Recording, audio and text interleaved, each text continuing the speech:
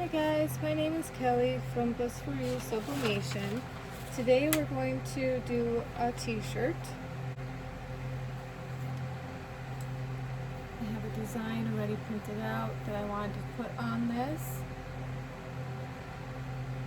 First, I need to grab some butcher paper and lay that down to help protect my mats and my heat press. Make sure it's the length of your heat press, so that way it protects all of that. And then I'm going to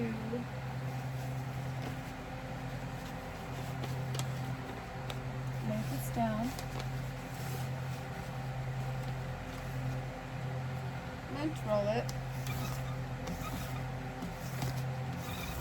If you have any lint on there, it will end up turning blue, so you might end up with a blue speckled mess, which I have had that before, and it ends up ruining your shirts. So just try to make sure that you lint roll first, and then I like to press it once. This time I will use a Teflon sheet. I have not. I'll press it down for maybe 5 seconds to get some of that moisture out of the garment. But then, I don't use those plastic measuring things on where to put your designs. What I do is I just fold my shirt in half, and I make sure that everything lines up.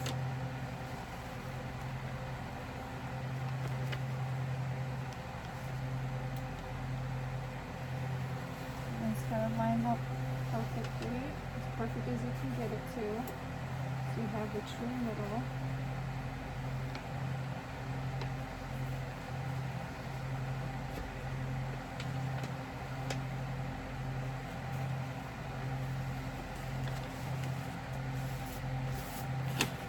And then I press it again.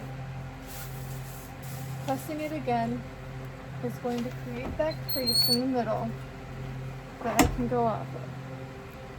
I usually only do 3 to 5 seconds again. It really doesn't need much, especially when your heat press is at a high temperature. My heat press is at 375 right now. And that's what I'm going to be pressing this garment at. Now I have that crease right down the middle right here. I also have some other creases and things that happen, but I can fix that. So how I'm going to fix that is I'm going to lay this out flat again. I'm going to lay this down, and I'm going to press it just for a second.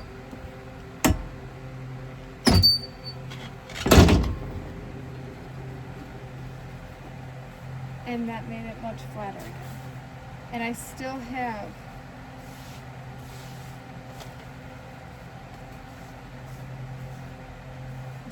that crease right here. It's harder to see, but I still have it. That's why you don't want to press down too long the second time, because if you do, then it's going to end up taking that crease out of there and you'll have to redo it all over again.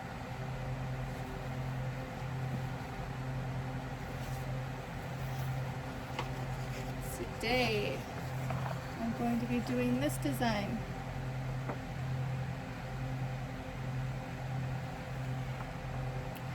What I do, so that way I don't get that printing box, or that pressing box, is I tear around the design and take that edge off. That way it doesn't have a solid square. That's really noticeable when you press and then you have that, and I really do not like that pressing square, pressing box, whatever you want to call it.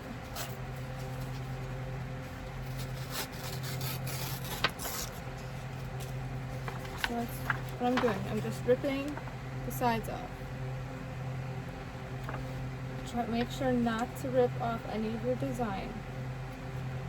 You only want to rip the paper around the edges or around your design.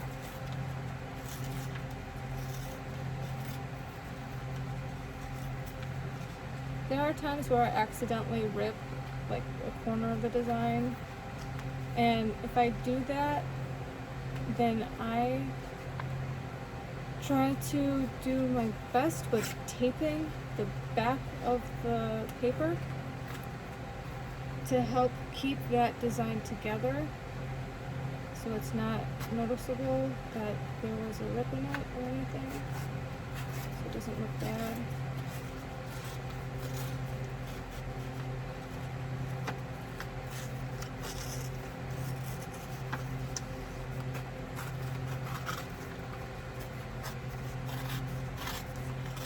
While doing this will end up creating some little white paper fuzzy things. I'm not sure what to call it. So after I get all of the edges tore off,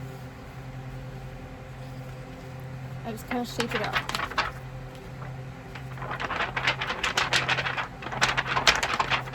And I make sure that I don't see any of those white specks all over the design. If you see some, you could very lightly use your finger, but you want to be careful with the amount of pressure that you use because you don't want to end up hurting the ink that's on your design. So after that, I'm going to fold this to the inside. And to match up the design the best that I can. From the top, the sides, so that way the longest part that reaches out towards the sides matches up. And then I'm going to crease it just at the top and pinch. Just crease and pinch, just at the top. Don't do the whole thing. And then go down to the bottom. I'm not pushing that down. Go down to the bottom. Make sure that that lines up. And crease the bottom.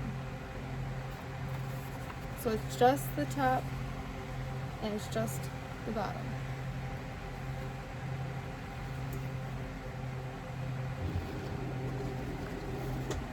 I'm going to put a piece of butcher paper in between the shirts, so that way any ink that may seep through doesn't get onto the back of the shirt and wreck the shirt. So this way it is just on the inside of the shirt.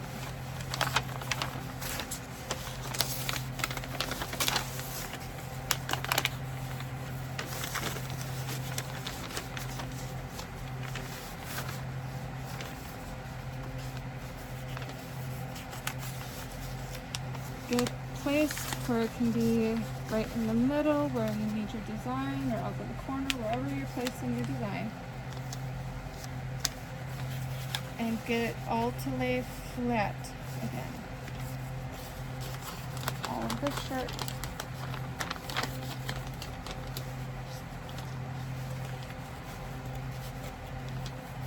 Get it to lay as flat as you can.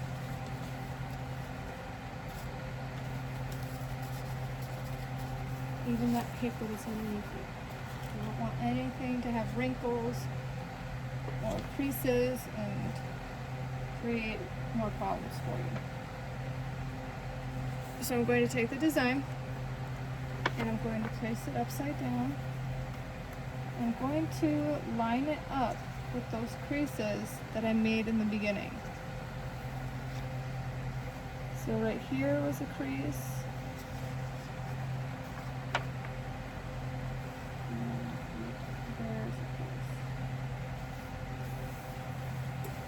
doing it sideways is a little more challenging.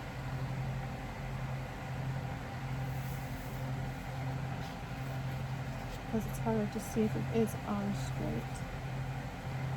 No reason why those lines come in handy big time. And you want to make sure that it looks good, because the bleach spots, some sides might have more bleach on it than others. And you don't want the design to be all up over on one side, but then there's a whole bunch of white bleach stuff that wasn't used on the other side. So if you're going to move it at all, only do it a very little bit, because you don't want it to be completely off center. But I like to make it to where it fits that bleach spot nicely and looks good on the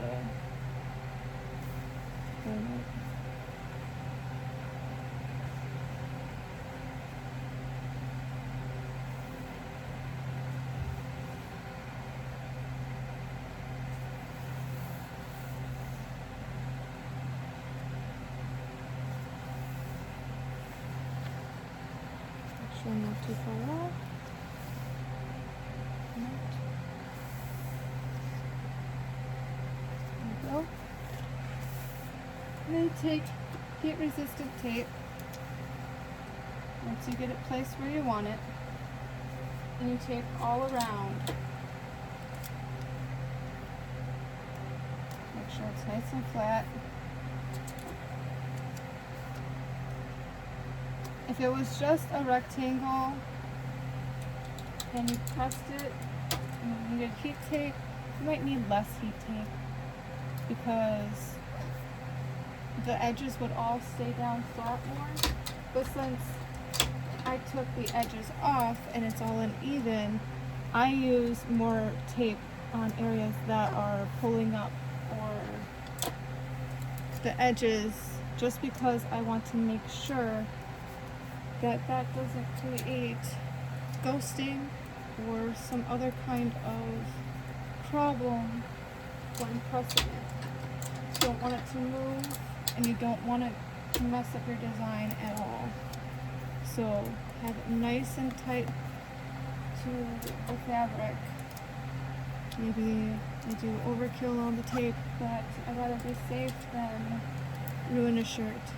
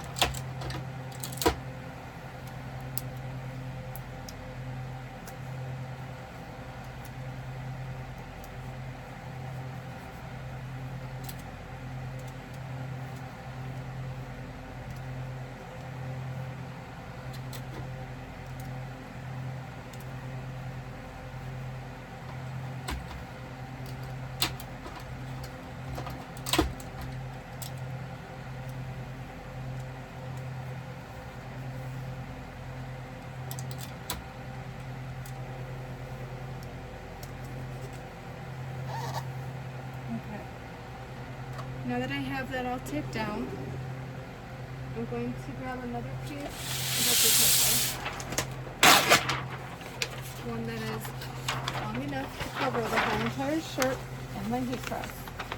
If I don't have it protected and covered, it can end up burning the garment.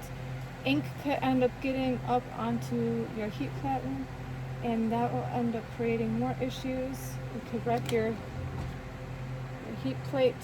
And also, if you have that and you go down without any kind of protection, butcher paper, you end up pressing old inks that stick to your heat press onto other garments or other projects that you may be doing, ruining them. So make sure that you can cover your shirt the best that you can with what you got.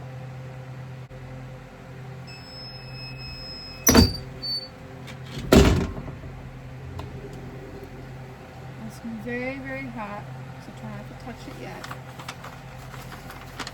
I don't have much for patience, so I usually end up taking the butcher paper off first.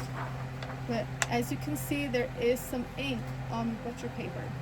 You don't want to reuse that, so throw the butcher paper away.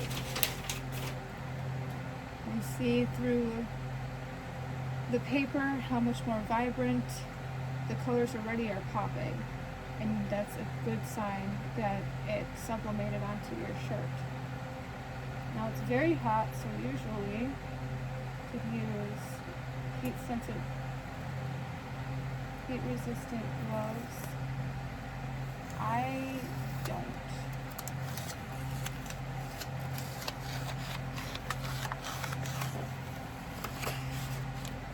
Some things will say cold peel.